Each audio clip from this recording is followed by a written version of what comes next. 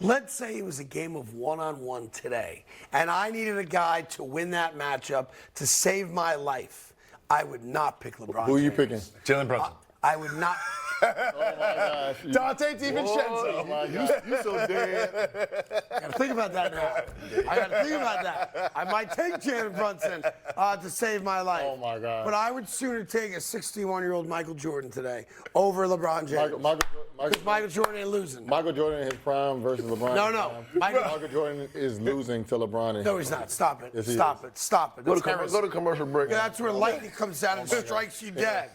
Every time we Don't talk do about that, LeBron, Ryan every time we Shazier. talk about LeBron, Yeah. people tear LeBron down and Yeah. build Michael Jordan up. We need to stop doing We that. don't need to build Michael Jordan up. Y'all don't He's talk the about- greatest player of all time. What about all those times he lost as well? Yeah, he didn't lose in the finals. How about your guy? Yeah, he lost. Hey, but he's been Should we there count 9 how many times he lost in the finals? Has Michael Yeah. Jordan been there 9 times? He went there 6 and won all 6 of them. Every one of them. That's it for today. Thanks for watching The Carton Show.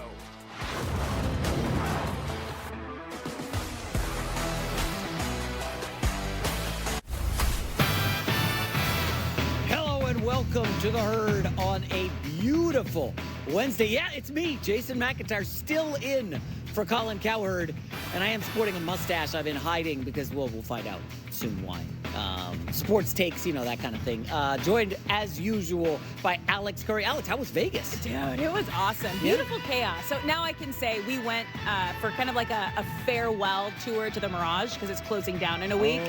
Hard Rock's taking over. So this was kind of like a last day, Nice. kind of was one of my buddy's spots back in the day. So yeah, Awesome, yeah. It was fun. I learned a new game, played Baccarat. I've never played. I've heard of it. Yeah, I've heard of it. wild. I'm familiar with it. Wild. But I've never played. Yeah, All it right. was fun. Hopefully, some good winning bets that we can cash in the future. Yes. My 4 days off, thanks you to Fox for a couple days off in soccer. We went down to San Diego, had a little fun. It was great. And, you know, I had hosted Friday, and I had what I thought at the time was an awesome take. Oh, my gosh, I thought it was sick. What if LeBron takes less than the max? And the Lakers come in to get a couple free agents. LeBron says, hey, you guys gave me J.J. Redick. You gave me Bronny. I'll take less than the max. So I dropped that Friday. Thought it was awesome. Got a little pushback online expectedly. But then I'm in San Diego over the weekend, and my phone starts blowing up. LeBron is going to take less than the max. Lakers are going to get free agents. And I'm doing a victory lap like you haven't seen. Folks, I'm telling my kids, guys, I nailed this take. It was so good. And they look at me, Dad, can we go get gelato? Yeah, like, can we go get some more ice cream? They don't care. And then I text the staff here, this might have been my greatest take in 2024. Feeling good. Oh, and I know all the dopey social media accounts that follow this show, you know, and criticize us when we whiff. They're going to give me props for nailing this, right? I felt great about this LeBron take. And then it comes out, well, LeBron wants 4 or 5 guys. And slowly but surely, over the weekend, they start coming off the list. James Harden, not coming to Lakers. Jonas Valanciunas, he went to the Wizards. And then the big one, Klay Thompson. That one hurt. That stung. Klay Thompson spurns the Lakers' advances for the Mavs. And at that point, it's, oh, damn, this is depressing. The Lakers aren't going to get better. Their only signing was Max Christie. Somehow he got $8 million a year from the Lakers. So all of a sudden, LeBron looked heroic for like a 72-hour window, and then we get the news this morning right before the show, LeBron staying with the Lakers on a 2-year max deal. Womp, womp, sad trombone. It happens. LeBron tried. It was a valiant effort, and the Lakers end up with nobody. And now the question turns to, well, does nobody want to play with LeBron James? Is the Lakers brand damaged? Danny Hurley rejected them. Now free agents are giving him the Heisman. Or is Rob Pelinka just really bad at his job? And it's probably a little bit of all three, right? I mean, listen, you can't totally blame Klay Thompson for saying, yeah, I think I'm going to go to the Mavs because they got a better chance at the title, and they were just in the finals last year. And unequivocally, they're better than the Lakers. So you can't totally blame Klay Thompson, even though LeBron allegedly called Klay to recruit him. James Harden, I mean, why is he leaving the Clippers? It's his show now, right? Paul George, Clippers very clearly did not want him. We'll get to Paul George shortly. And essentially, James Harden's like, oh, damn, we got a new arena? We're going to be on TV all the time? Kawhi's probably going to miss half the season because that's what he does. and no Paul George? This is old school James Harden. I'm going to be rocking 20, 25 shots a game. Why would he go to the Lakers where he's going to be like the third banana to AD and LeBron? Obviously stay with the Clippers. The one that was kind of a slap in the face was Valanciunas picking the Wizards, the lowly Wizards. I mean, the dregs of the league. They're going to be tanking for Cooper Flag. But, you know, I'm sure LeBron was kind of hurt because you need somebody to guard Jokic as Nuggets have extinguished the Lakers the last 2 playoff runs.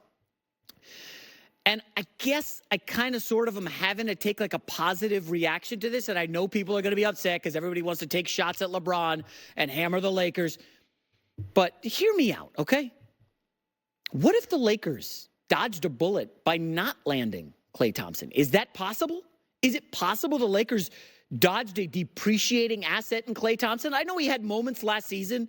I believe it was April. He went off and Klay had a really, really good month. It was like 8 or 9 games. But listen, between the pouting, the benching, I don't know if it was over his contract or he's just unhappy with the demise of the dynasty. Klay had some pretty rotten moments last year, and I won't even bring up the 0 for 10 to end the season in the play-in game against the Kings. So it's possible the Lakers dodged a bullet. And I'm going to hit you guys with a bit of a truth bomb here. I looked at the Lakers roster right before coming on the show. This kind of surprised me. They have 2 guys over the age of 30 on the entire roster. 2, AD and LeBron. That's it. This is a young team. So good news, big picture, macro. Hey, Lakers, they're building something. They brought in a young, smart coach in J.J. Redick to relate to the young guys. That's a good news. The bad news is, of course, they're probably not contending for a title with this team next year. Now, they won 47 games, which is nice, but A, it's in the West, and B, they didn't get out of the first round, which I think points to a larger story in the league, and I'll pivot to this, is the end of the Big 3 era in the NBA. It's over. Kaput. Done. It had a good run. R.I.P. You can write the tombstone if you want. But there are no more Big 3s in the NBA. It's officially done. And the Big 3 had an amazing run. Okay? Remember, you go back, Parker, Ginobili, Duncan. They kind of ushered it in the early 2000s.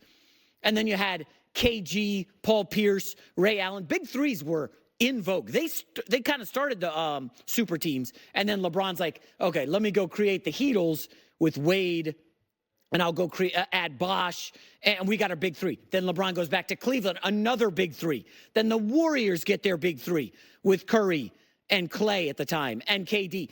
Big 3s were what the league, they were driving everything. They're driving force behind the success of the league.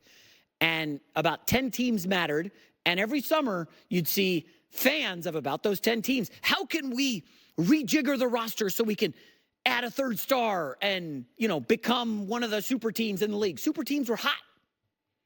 And the NBA said, no. This ain't good.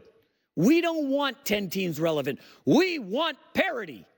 And the socialists in the NBA, sorry, I had to make a political reference.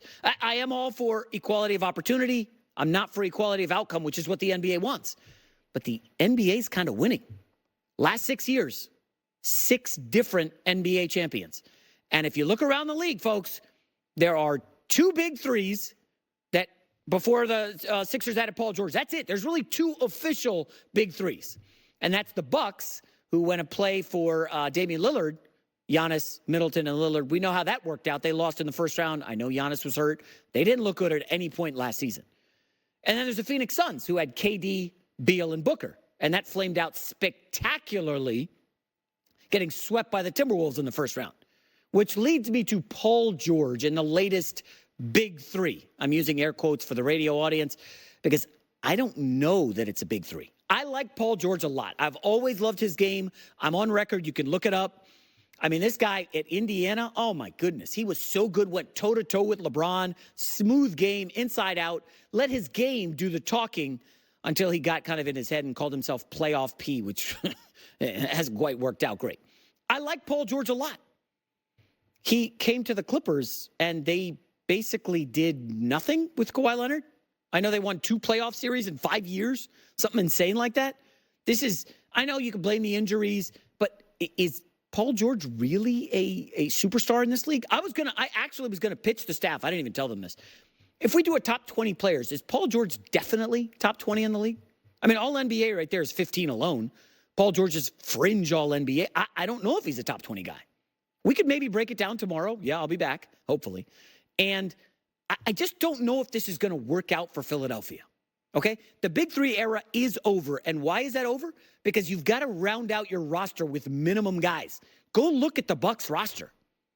It's 3 dudes, maybe a fourth if you want to count whoever their fourth guy would be.